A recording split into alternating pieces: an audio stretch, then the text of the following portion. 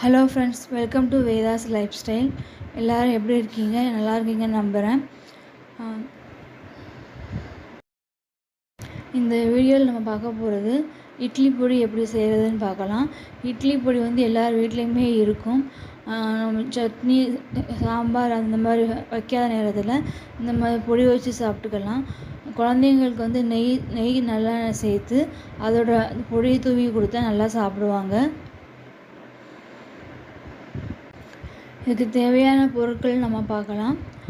காப்பிடி உலக்கு வந்து உளுந்து எடுத்துருக்கேன்.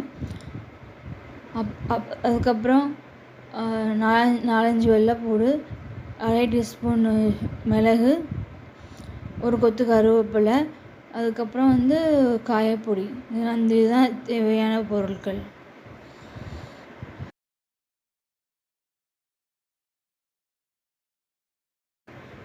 உளுந்து என்ன பண்ணணும் அப்படின்னா, உளுந்தை வந்து வடைச்சட்டியில் போட்டு நம்ம வந்து நல்லா வந்து மிக்ஸ் பண்ணிகிட்டே இருக்கணும்.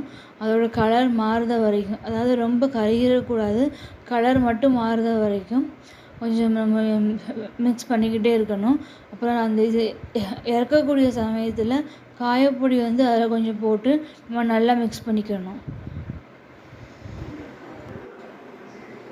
இப்போ உளுந்து வந்து நம்ம வந்து வறுத்து எடுத்தாச்சு. இதை வந்து நம்ம என்ன பண்ணணும் அப்படின்னா, ஒரு மிக்ஸி ஜாரில் மாற்றி வச்சுக்கலாம்.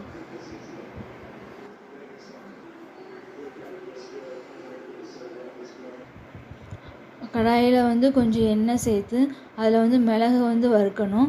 மிளகு வறுத்து எடுத்துட்டு அதே கடாயில் சிவப்பு மிளகா வந்து ஒரு 20 மிளகா நான் வந்து போட்டிருக்கேன். அதையும் எடுக்கணும்.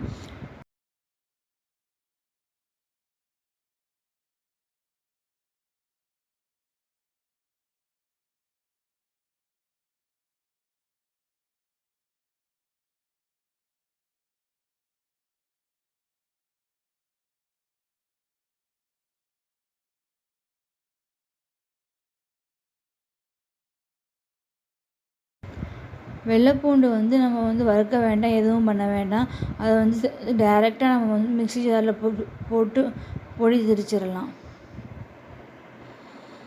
மிளகு, கருவேப்பிலை, அப்புறம் சிவப்பு மிளகாய், இந்த 3 நம்ம வறுத்துருக்கோம். இதை வந்து நம்ம டைரெக்டாக உளுந்து அரைச்சி ஜாருக்கு மாற்றிடலாம்.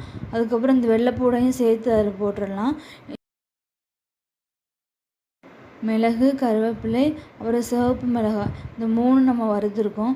இதை வந்து நம்ம டைரெக்டாக உளுந்து அரைச்சி ஜாருக்கு மாற்றிடலாம். அதுக்கப்புறம் இந்த வெள்ளைப்பூடையும் சேர்த்து அதில் போட்டுடலாம். இப்போ இது நம்ம கிரைண்ட் பண்ணதுக்கப்புறம் பார்க்கும்போது ருசியான இட்லி பொடி வந்து ரெடியாக இருக்கும். உப்பு வந்து அவங்கவுங்க தேவைகளுக்கு போட்டுக்கலாம். காரம் இது வந்து சாப்பிடாத குழந்தைங்க, அதுக்கப்புறம் வந்து பெரியவங்க எல்லாருமே இதை வந்து சாப்பிட்டுக்கலாம்.